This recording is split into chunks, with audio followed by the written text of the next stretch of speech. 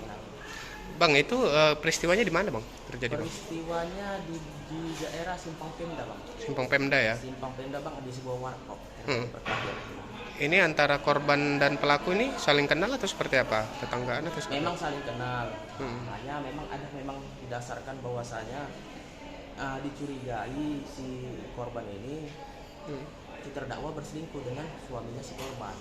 Jadi bermula dari dugaan itu. Bermula dari dugaan itu, dan jadi si korban ini lagi duduk bersama memang, tapi di warkop, bukan di tempat yang aneh-aneh banget, lagi duduk bersama. Tiba-tiba datanglah ibu hamil ini menyatakan bahwasanya kamu jangan selingkuh. Disitulah mulai ada perdebatan. Terus si korban langsung membanting handphone si terdakwa. Waktu dimarahi itu kemarin, waktu duduk-dudukan itu terdakwa belum ada respon. Tapi kan udah dibanting ya handphone tadi, refleks terdakwa untuk membela diri, kan begitu, Bang. Dibelanya. Jadi saling jambak-jambakan ya mereka. Semua saksi dihadirkan menyatakan saling jambak-jambakan. Yang ditangani ini masalah penganiayaan, Bang. Ada seorang ibu hamil berkelahi dengan terdakwa. Namun menurut pengakuan terdakwa, perkelahian itu hanya sebatas jambak-jambakan. Singkat cerita, ibu hamil ini mengaku anak dalam kandungannya meninggal. Makanya kan harus dibuktikan dulu, Bang. Masalah penganiayaan itu bagaimana kok bisa jadi meninggal anaknya. Rupanya waktu fakta di persidangan, jaksa hanya menunjukkan hasil visum operatif terhadap jenazahnya aja, tapi penganiayaannya nggak ada. Ibaratnya ibu hamilnya, kalau memang anaknya bisa terbunuh, bagaimana? Apalagi di visumnya kan jelas pendarahannya itu ada di kepala depan, kepala belakang, kepala kiri. Masa seorang anaknya berdarah, sedangkan ibunya yang mengandung aman-aman aja dari sisi luarnya gitu. Makanya kami penuh kecurigaan bahwasanya perkara ini berkaitan. Makanya kami sampai ke persidangan ini, Bang.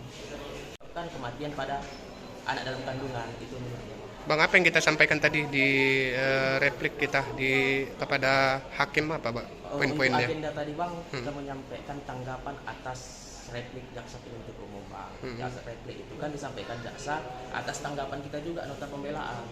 Jadi agendanya kita terakhir inilah penghujungnya dari persidangan, yaitu tanggapan dari penasihat hukum terhadap tanggapan jaksa tadi. Begitu.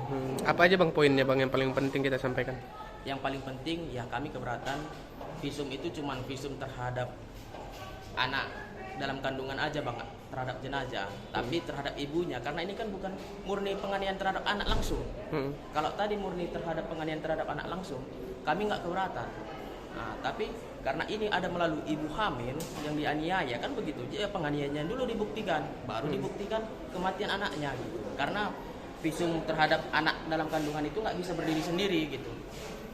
Perkara Ya itu udah jadi satu perkara dia, penganiayaan itulah yang mengakibatkan anak dalam kandungan meninggal.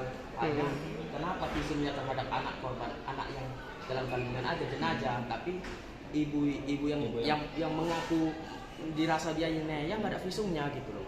Oke. Ibu itu sendiri nggak dilaporkan atau gimana, Bang?